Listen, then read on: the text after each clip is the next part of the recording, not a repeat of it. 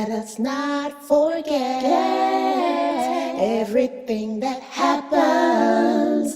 It's by the will of Allah. Holy will. It's time to unite and stand, and we will be the best amongst men. It's not time to be extreme or a duty unthinkable, but to stand together as one. Tune into Sunnahfollowers, stream it every day, various platforms. Trust me, you'll find a way. Sunnahfollowers. Assalamu alaikum. Please mark your calendars. Starting this Friday, March 1st, we will be replacing the 6 p.m. Eastern Aqidah class, Al-Wala Wal-Bara class, with a special program for the month of Ramadan. Please join Ustada Lailanasheeba for the first 7 days of Ramadan with a preparation course. Allow her to walk you every day after that with the fiqh of fasting. Don't forget, mark your calendars, and we're streaming it right here on Sunnahfollowers.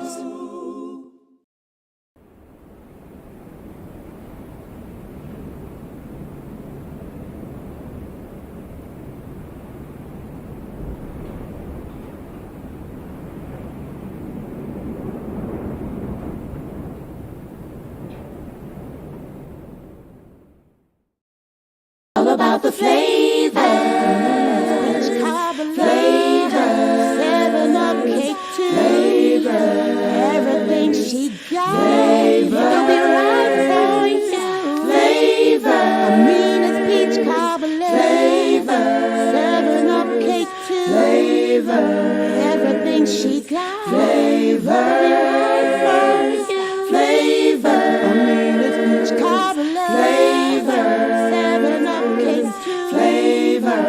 everything she made, flavor, will be right for you, flavor, Amina's peach cobbler, flavor, 7-Up cake, flavor, everything she made, flavor, will be good for you, flavor. New class. Assalamu alaikum. I'm excited. Once again, Ustada Lailanasheeba is presenting to you a new class called Keys to Living Islam. Examples from the life of the Prophet and his struggles are used to give the fasting Muslim hope and insight as to how to handle the different trials of life and come out winners. Class will be held every Saturday and Sunday at 9 p.m. Eastern and streaming on all social media platforms. Put us on the big screen, parents, for the kids. Channel Sunnahfollowers.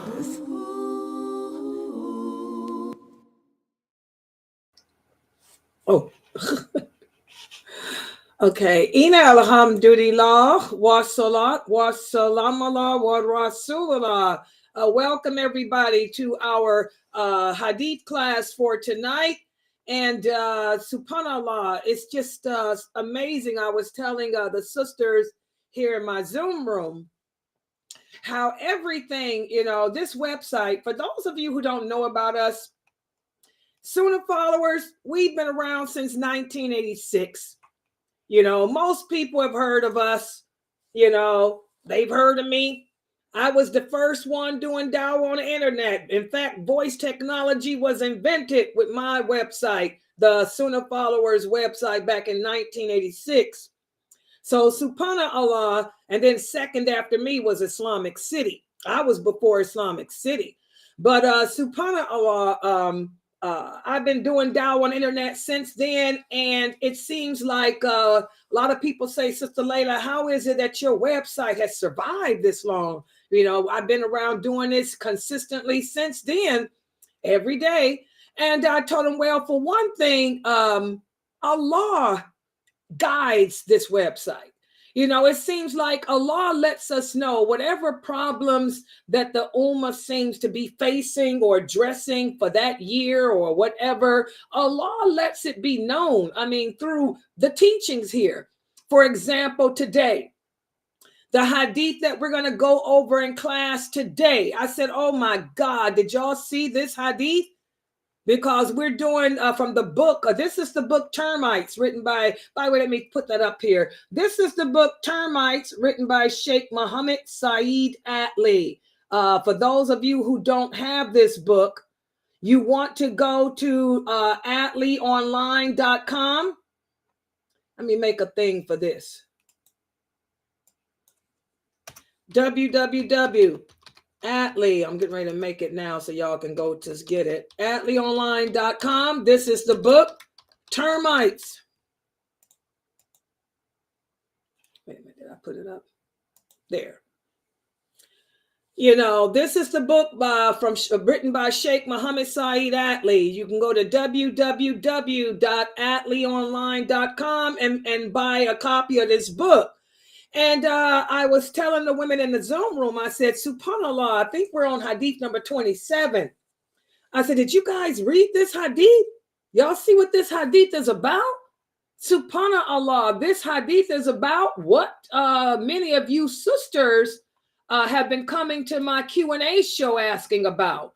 We've been speaking about it for a few months now, the problem. You know, where some of you sisters are married to brothers, to men, unfortunately. And I do say unfortunately because this is a horrific sin. For you women that don't understand, and let me talk about it for a minute because I do have some new shahadas here. Trying to see how I'm going to put this. When it comes to relationship between you and your husband,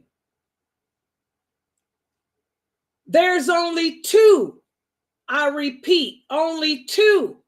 There's only two prohibitions that Allah has given us in regards to relationships between your husband and you. Number one, when you're on your menses, no relationship. Number two, the relationship cannot be from the anus. Those are the only two restrictions. That's it. Everything else is good and clean. Everything else is good and clean. What does that mean? That means everything else is lawful. Because again, Allah doesn't forget.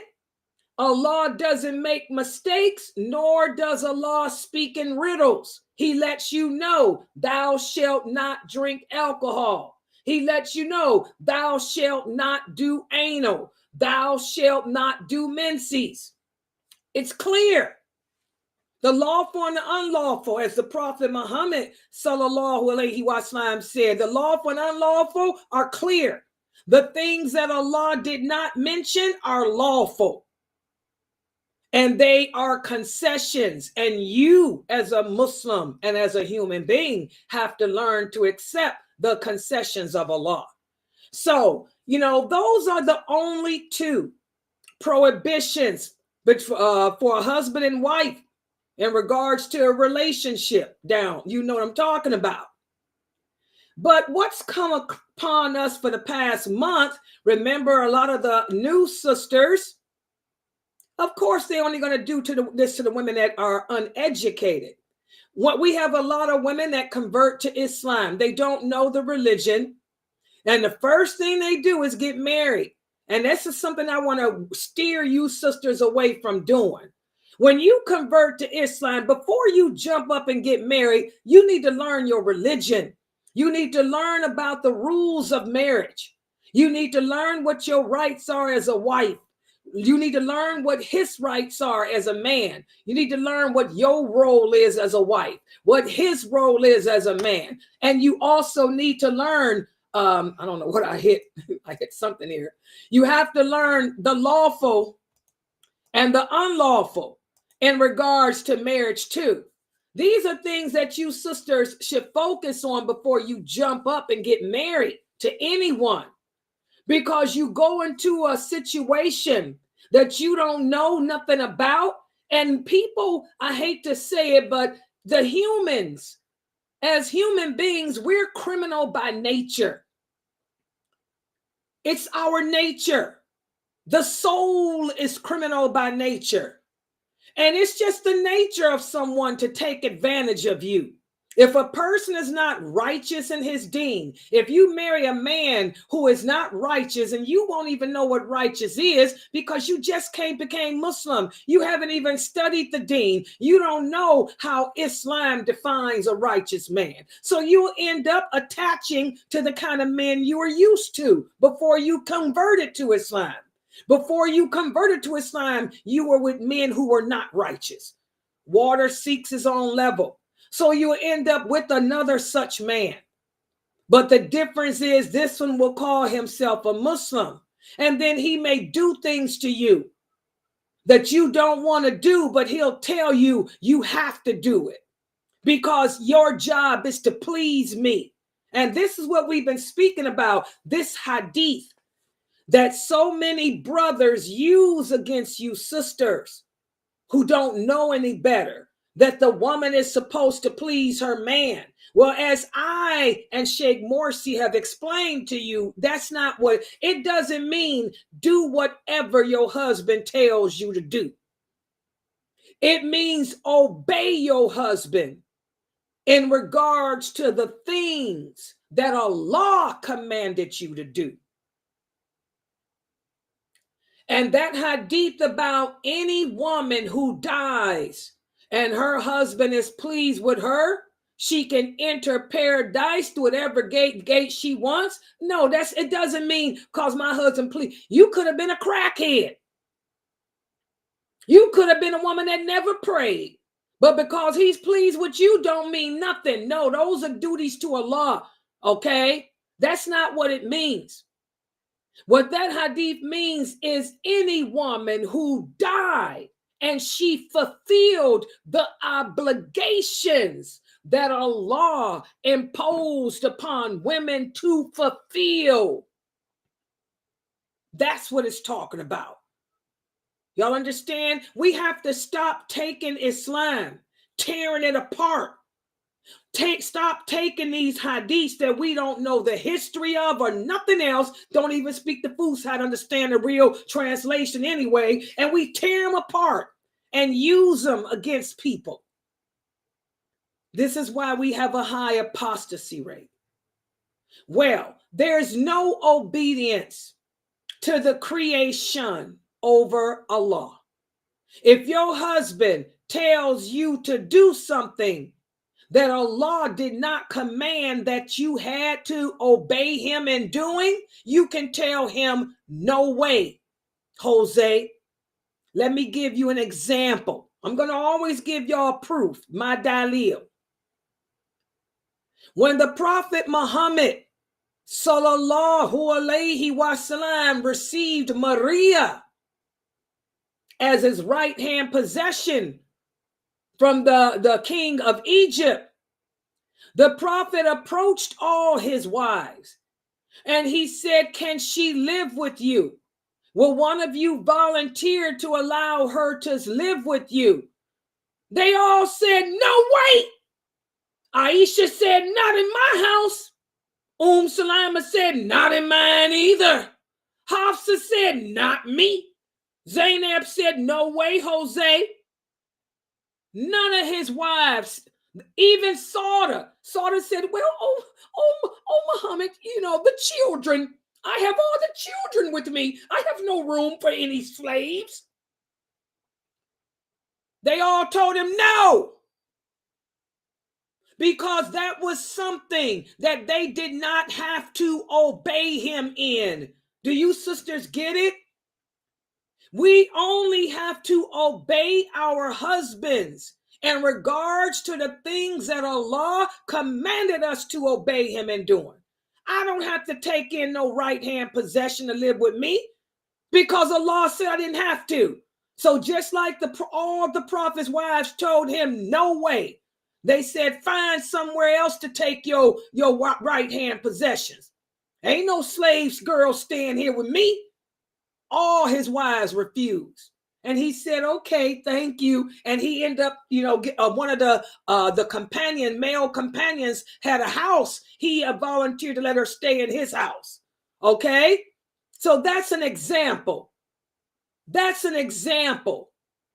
That's my dalil, that you women don't have to obey your husband in everything he tell you to do. You only have to obey him in everything he tells you to do that Allah commanded you to obey him in. And what are those things?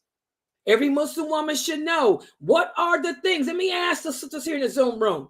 Who can tell me what are the things that you are supposed to obey your husband in? Who can tell me? Let's hear it.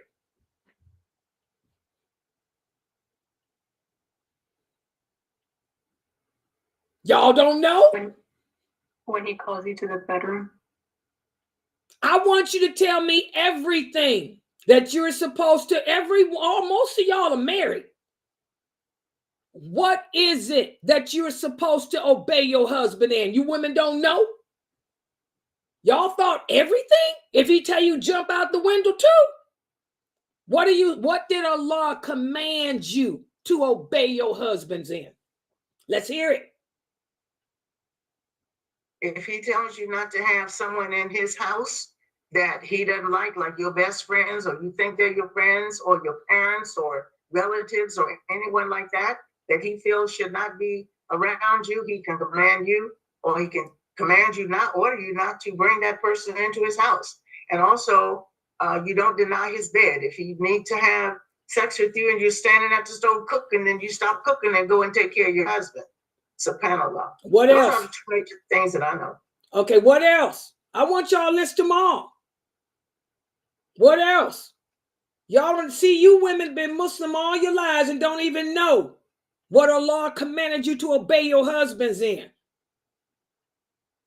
It's not it's not covering your face. That ain't got nothing to do with nothing. What are you supposed to obey your husband? What are the rights? If you're doing voluntary fast, and no, making up that ain't got nothing to do with it. That ain't got nothing to do with nothing. What did Allah command you women to obey your husband in? In other words, what are your husband's rights? Y'all don't know your husband's rights? Not exposing his secret to others. This is why a lot of y'all's not you guys. This is why a lot of marriages end up in divorce. Like I said, before you women get married, you need to learn what your rights are. The women on my website can't answer, but they all got good husbands. Thank God they got Sunnah-follower husbands. Otherwise, they'd be lost. They'd be one of the women that be taken advantage of. Okay? What are the things that Allah commanded the women to obey their husbands is? Number one, guard in his absence, and write it down. Guard in his absence. Whatever he would have you to guard, that means his home, his property, his children. Number two, never refuse his call to relations. Number three, do not allow anyone in his home without his knowledge or permission. And number four, this is it. It's only four things. What's the fourth one? Did any of you know? What's the fourth one? Y'all don't know? If you want to go somewhere but he doesn't allow it, you can't go. Do not leave the home without his knowledge and permission. That's it. Those are the four things that Allah has commanded all women to obey their husbands in. Those are the things that the prophet said any woman who dies and her husband was pleased with her because she fulfilled those four rights given to him by Allah, she will enter paradise through whatever gate she picks. Now y'all see, there's always more to the hadith. You have to learn from the people of knowledge. So, as I gave y'all in the example, when the Prophet Muhammad sallallahu alaihi wasallam received Maria, he went to his wives. He said, who's going to allow her to live with them? They all said, none of us. You take her somewhere else. Aisha said, over my dead body, will she come near me and my house? You better find somewhere else to take your Egyptian slave. And that's just how Aisha said it. You better find somewhere else to take your Egyptian slave. Sauda, oh, Muhammad, I have the children. I have no room in my house for no slave. So all his wives refused. Nothing he could do. He said, okay, thank you, and he left. They weren't cursed. Allah wasn't angry with them. Nothing. There's no repercussion because Allah did not command us to obey a man in anything but those four things. My home is my right. My home is my domain. You can't, just like we can't bring nobody up in our house without our husband's permission, he can't bring nobody up in your house without your permission. Islam is a check and balance, okay? So, where am I going with this? Well, today's hadith. I got a lot of the new women who convert to Islam, or they've been Muslim forever and never learned the deen. They marry some man who's an abusive loser, and he tells them, I want you to have anal with me. And the woman says, no, I don't like to do that. He says, what did Allah say? Didn't Allah say that you should please me and you should obey me? Didn't Allah say that making me happy is your way to paradise? So the new convert woman who doesn't know any better, or the Muslim who's been Muslim forever who ain't learned her deen, doesn't know any better. All she's ever heard is this people on YouTube saying, obey your husband and lick pus. Obey your husband and lick pus. Obey your husband and lick pus. And stuff about mishwak sticks, beating women with wish that. I don't know where they get this garbage from. That's all she's heard. And by the way, the prophet never hit no wife with no mishwak. Y'all got the wrong prophet, the wrong man. That's the story of Prophet Job. By the way, let me answer that question. I forgot to talk about it. Last Q&A. This mishwak, the Prophet Muhammad sallallahu alaihi wasallam never hit any of his wives. Aisha radiallahu anha, she said the Prophet never hit any of his wives. He never beat any of his children. He never even beat any of his slaves. So anything about a mishwak is a lie against our Prophet Muhammad. There is no, I repeat, there is no authentic hadith on this planet that says the Prophet used to go around disciplining his wives with a mishwak. But I can tell you where the ignorant people get that from. That's the story of Job, alayhi salam. That's happened with Job. Job took some straw and put them together to hit his wife because of the oath he swore.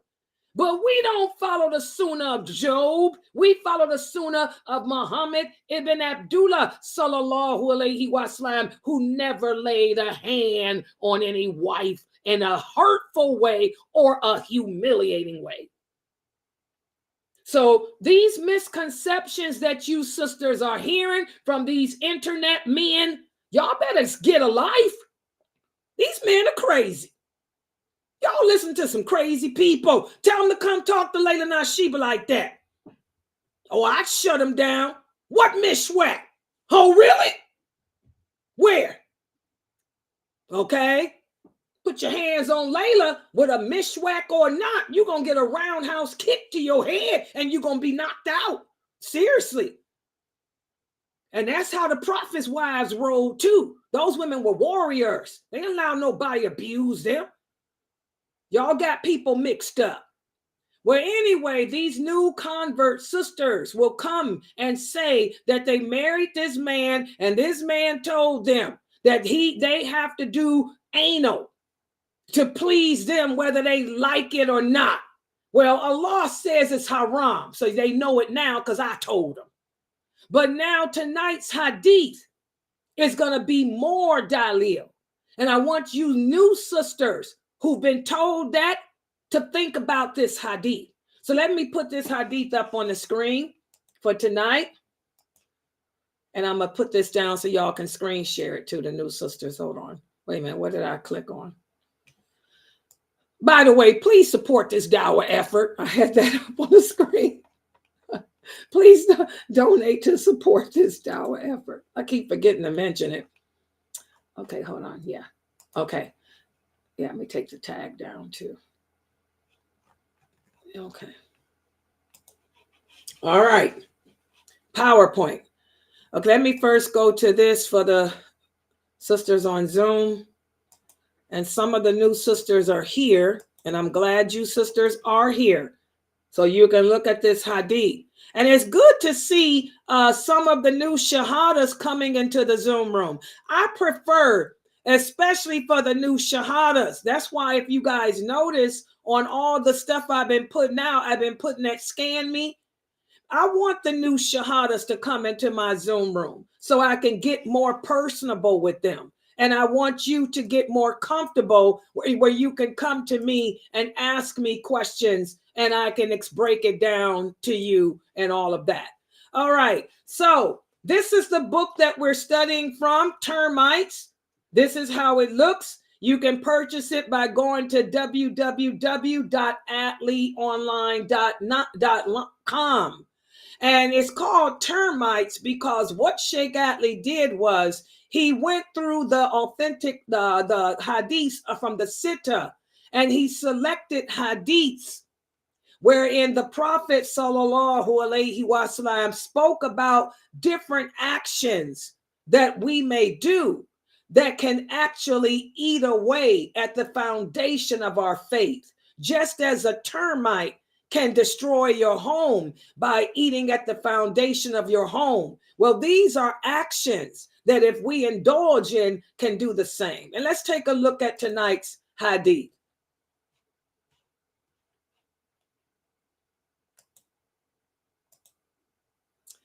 This hadith is narrated by Thawban. May Allah be pleased with him.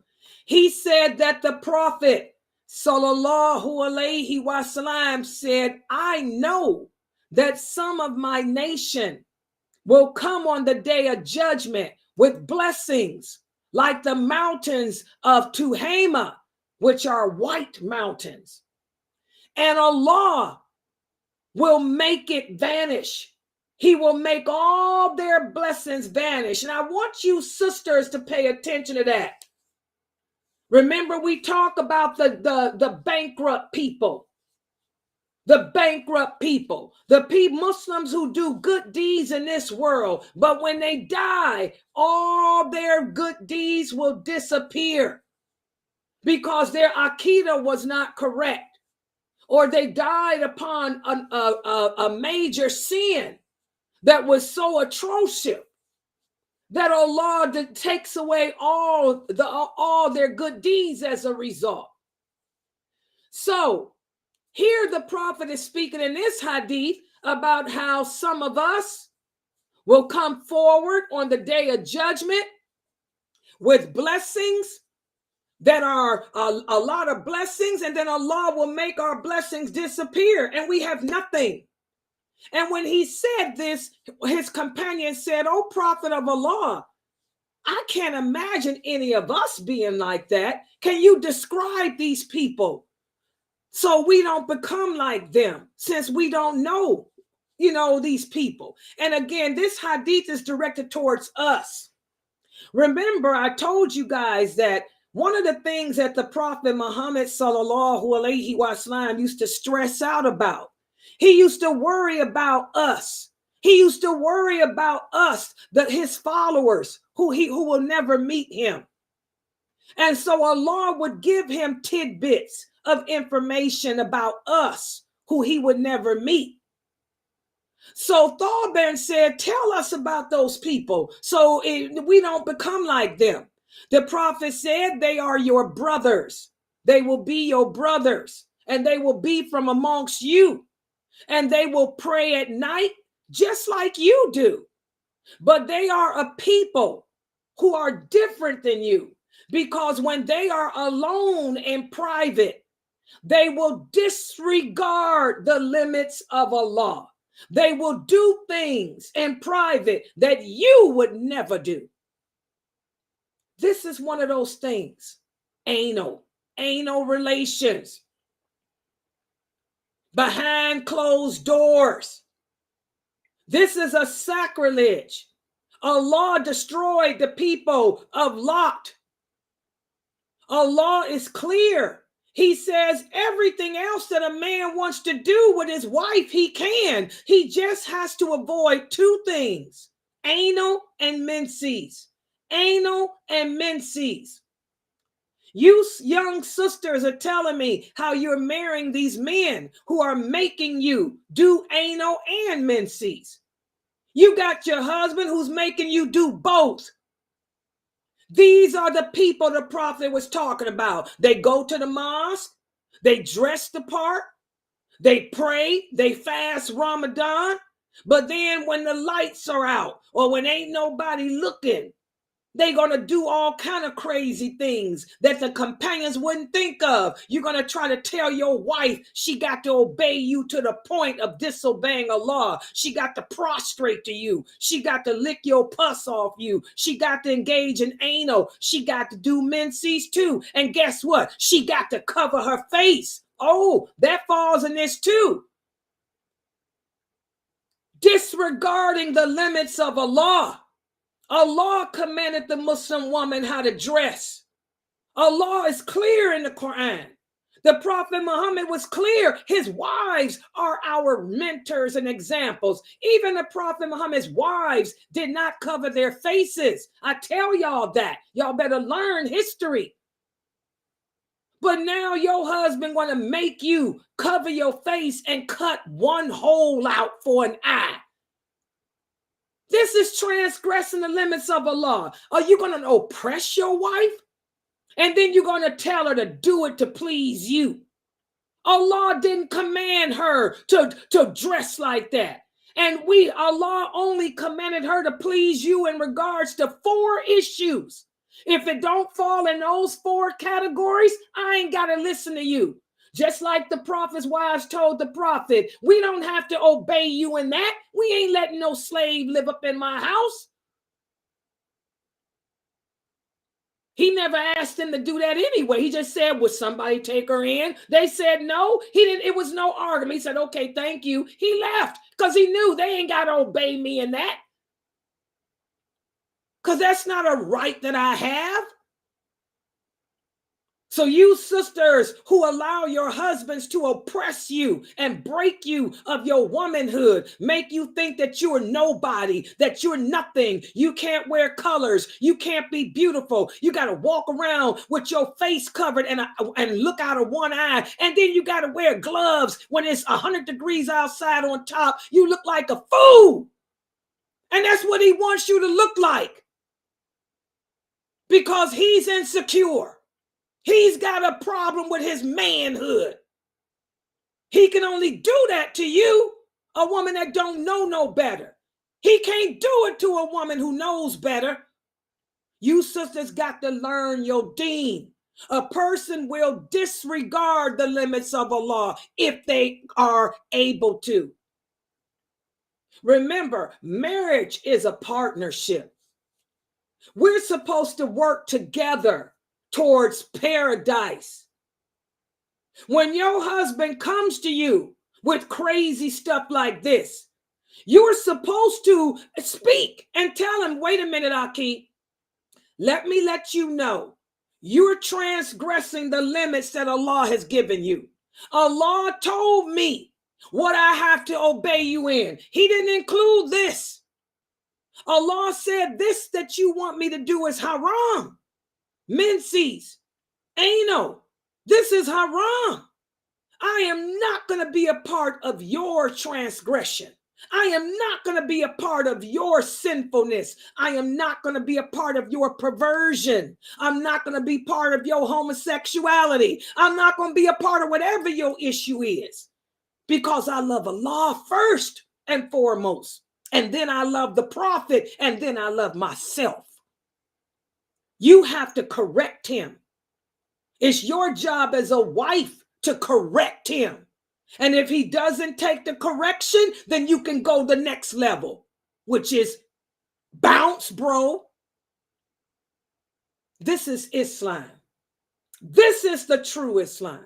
Islam is not oppressive. Allah made the laws for us in all matters of life.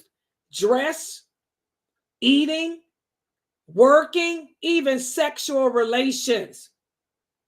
Man cannot supersede Allah's laws. And you sisters are going to have to get your priorities together. Do you love him more than Allah? Is he your God? Or is Allah Allah?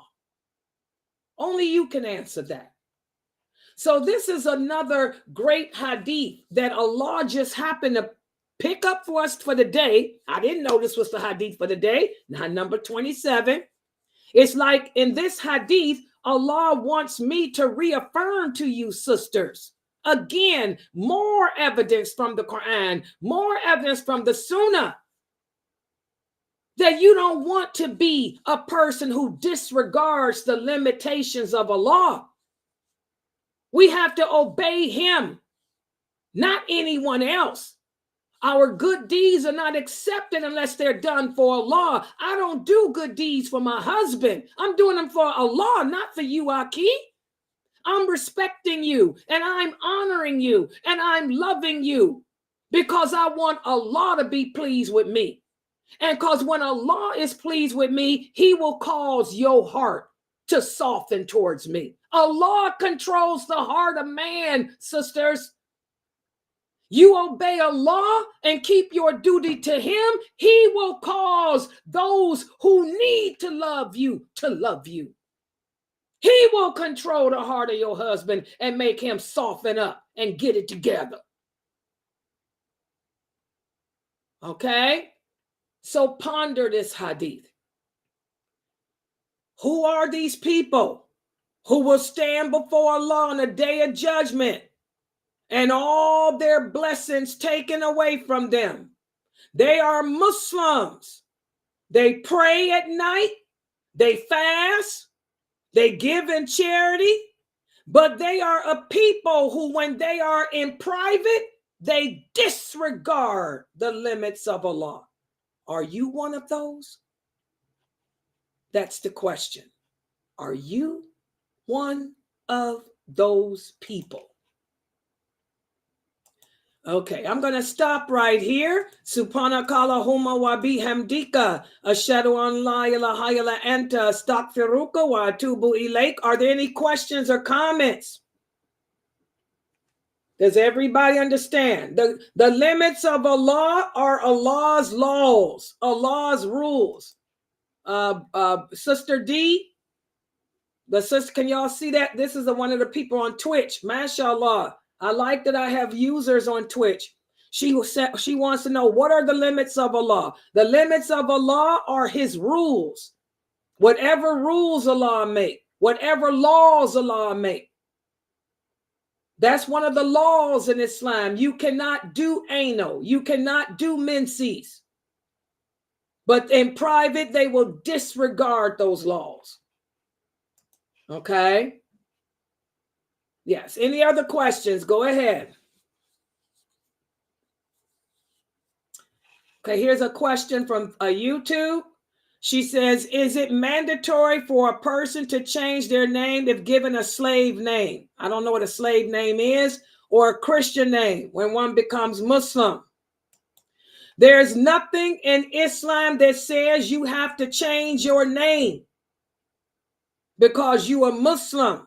Arabic is a language. Arabic is not a religion. I keep telling you guys that. Arabic is not a religion. It's a language like French, Spanish, English.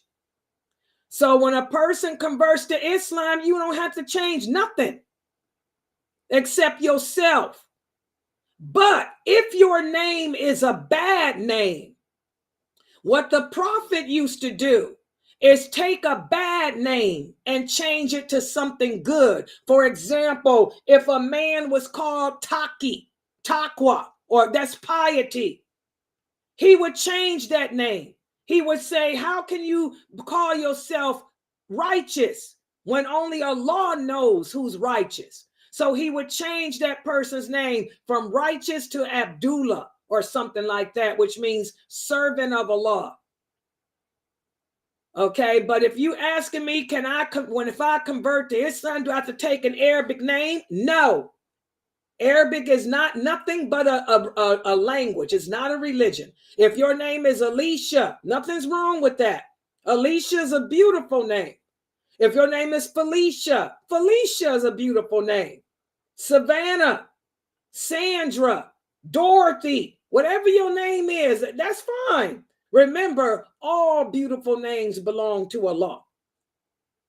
And if you are a Muslim woman, you are to never change the name of your father.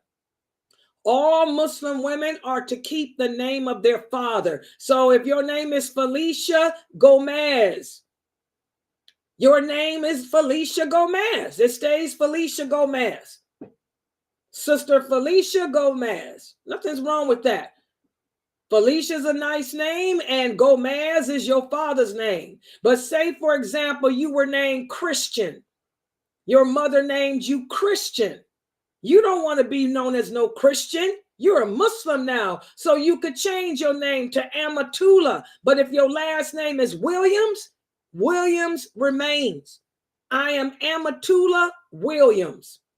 You keep the name of your father. My name is Amatullah Williams. Amatullah Williams. You never change your father's name if you a woman. Okay, any other questions? Why do people do this? The brothers are asking. A lot of African Americans, you know, it's a whole nother story. A lot of the African Americans, you know, they come up out of slavery. They don't know who their fathers and mothers are and all this. So when they adopt Islam, they take on new identities and all that stuff. That's what the African Americans, you know, that's what they chose to do. Is that Islam? Or tell them to do that? No.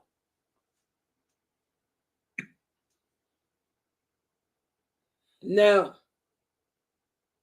A lot of African Americans have always been looking for, not now so much, but back in my era, when I grew up in the 60s. The 60s was the civil rights movement in America. Those were some harsh times. People were fighting for rights because all America acknowledged then was the Zionists, and that's it. So you had Black people fighting for their rights. You had women fighting for rights. You had immigrants fighting for rights. Okay, the civil rights movement. So a lot of the African Americans felt that, which they were, their rights were taken away from them in this country, in this Zionist society. So they wanted a new identity. They were looking for a new beginning. Okay, they were introduced, many of them, to Elijah Muhammad. Elijah Muhammad was not a Muslim either, but then many of the African Americans were introduced to Elijah Muhammad. That's why Elijah Muhammad, though you can tell his followers, because they had the last name X. They took off their last name completely, X, because we don't know who we are, where we from, or whatever. Then when Malcolm X came up into play, you know, and brought in the true Islam after he came back from his Hajj, you know, many of the Muslims, you know, found their true identity then. And so they converted to Islam and they changed their names then too, you know, looking for a new beginning, a new way of hope, a new chance at life. So that's the history of America. You know, everybody got their story, you know. But is that Islam? No. In Islam, no, you don't have to have an Arabic name. And in Islam, it's haram for a woman to change the name of her father. And Allah knows best. Any other questions?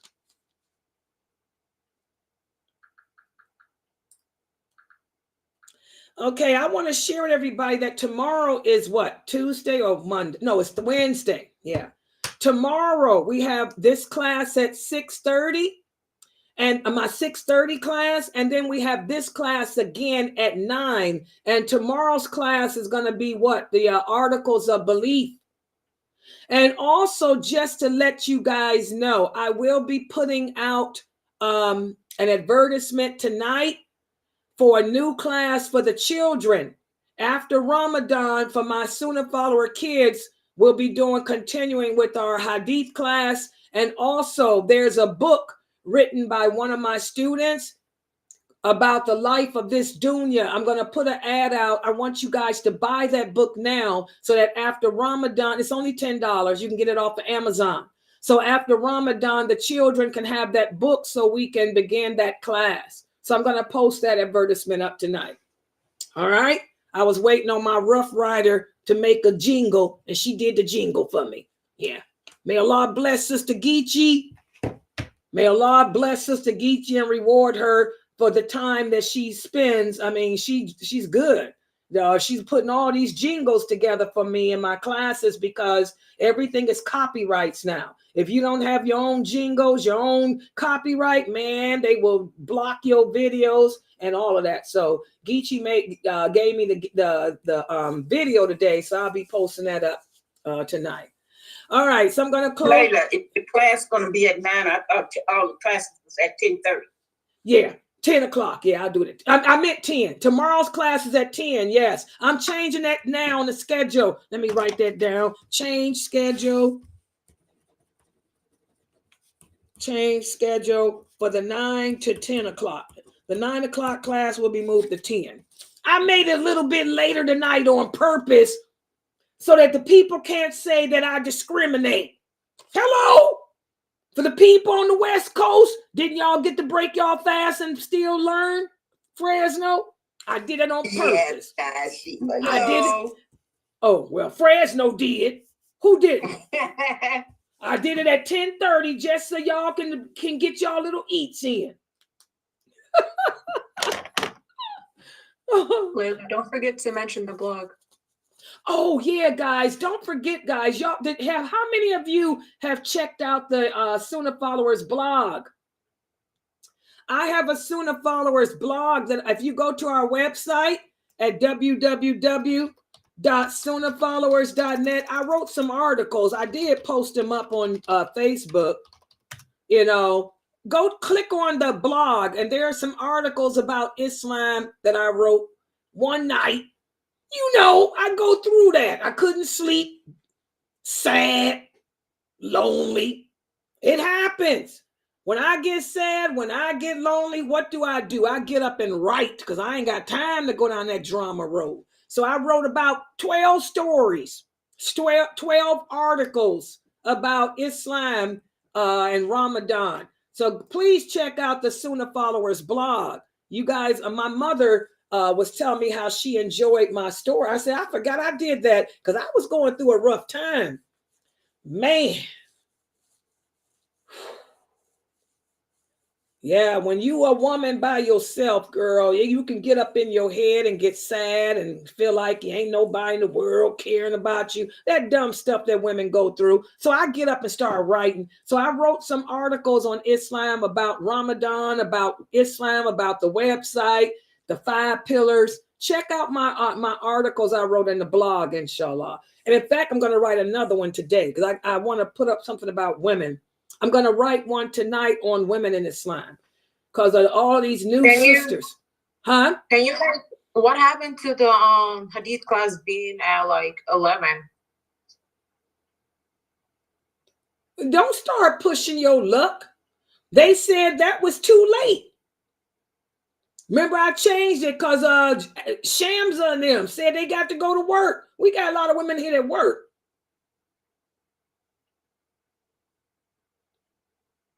Yeah. I used to do it at 11, but they complained. They said they couldn't stay up. And plus the old ladies like Anissa and them.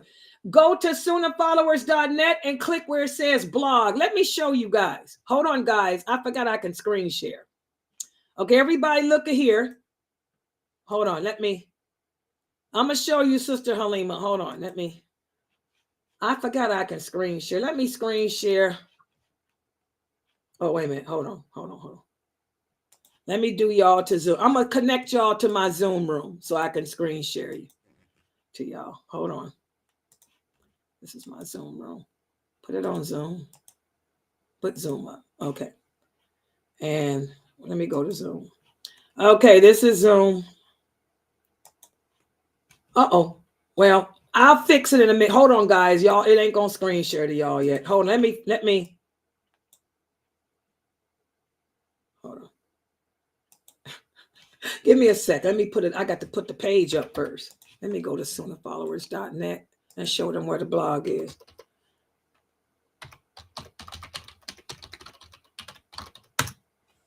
Okay. Let me share y'all first to my blog. And now I'm coming to you guys. Okay, here we go. Let me show you Sister Halima. I had to share to Zoom people first and then go here. Okay, them and click here. Okay, if you guys go to my website, this is the website, www.sunnahfollowers.net.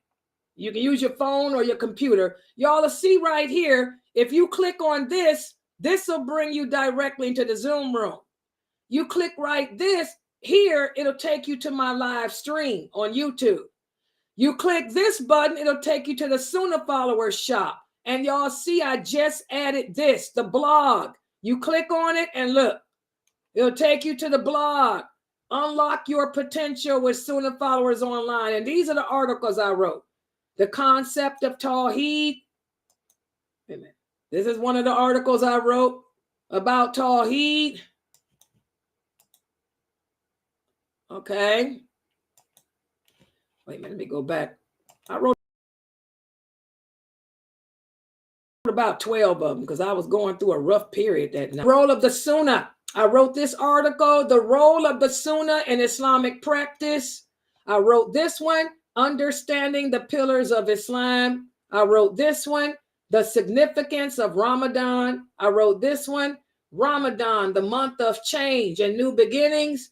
And then the importance of learning Islam, exploring the teachings of the companions, how Sunnah Followers Online is revolutionizing Islamic education. Yeah, I wrote all these articles in one night because I was going through a hardship. Oh, I also wrote this, the significance of Ramadan, understand, oh yeah, the pillars and all that, yeah. So that's it. Just go to the website, www.sunnahfollowers.net. That's our page, our home page for our website. You can join the Zoom room, live stream, shop. By the way, this is our Sunnah Follower store. That's where y'all see all our Sunnah Follower stuff, products you can buy. This is only, and everything's always on sale. This is only $29 for the soup bowl. And by the way, I got this soup bowl. It's really nice. We got watches, pillows, bags. The Sunnah Followers, this is a nice bag. It's always a sale. This is how the cross bag look. Look at that. See that bag? Put your school books in it and keep it moving. Put your school books in that bag and keep it moving. Oh yeah, and I got another one too. This one here. It's black. Look at that. Put your stuff in there and keep it moving. Oh yeah, so check out the SunnahfollowersShop too. Yeah, we got all that stuff on our page. And also, don't forget the donations is there too. You can make a donation. Wait a minute. Go back to my Sunnah Followers page. Wait a minute. Yeah. And there's also a make a donation. If you click on the make a donation tab, you can make a donation. Y'all see the tab? Look at that. See how easy that is? Enter your amount. Enter your donation amount. See that? And it talks about this website. There's Dr. Ibrahim Jamali. Who are the people? Our team. Dr. Ibrahim Jamali, lailanasheeba, Muhammad S. Adley, and Imam Mustafa Morsi. There you go. That's more. Then I got the schedule. Y'all see the schedules on there too. The monthly schedule, the whole month. But I'm going to change this to 10. But there's the schedule of events. And this is where you can watch me live and watch some of my other stuff. If you click on live stream, there you go. And this is where you can watch me live. You see me live. And watch some of my other stuff. That's the live stream. If you click on live stream, there you go. Yeah. So that's the Sunnahfollowers page, y'all. www.sunnahfollowers.net. That's our homepage. And I made that blog, just to write, it's little articles about Islam. I'm going to be honest. I forgot that I wrote them because I was going through a sadness. And when you get sad, the best thing to do for me is write to get up out of that, because I ain't going down that road. And alhamdulillah, I forgot I did it. But I did all those articles in one night. Yeah, alhamdulillah. Okay, guys, are there any other questions before I close out for tonight? I hope everybody's Ramadan remains going good. Make the kids continue, have the cheering, continue to fast, and pray their prayers every day. Okay? I got my eyes on you cheering. And make sure your parents order the book that I'm getting ready to put out called Dunya, that's written by Brother Abdullah, so we can start that class up for you on Saturdays. Okay? All right, so I'm going to log out for tonight. Inshallah, the Zoom room is open if you guys like to talk. I'm going to log out for now. Subhanakallahumma wa bihamdika. Ashhadu an la ilaha illa anta astaghfiruka wa atubu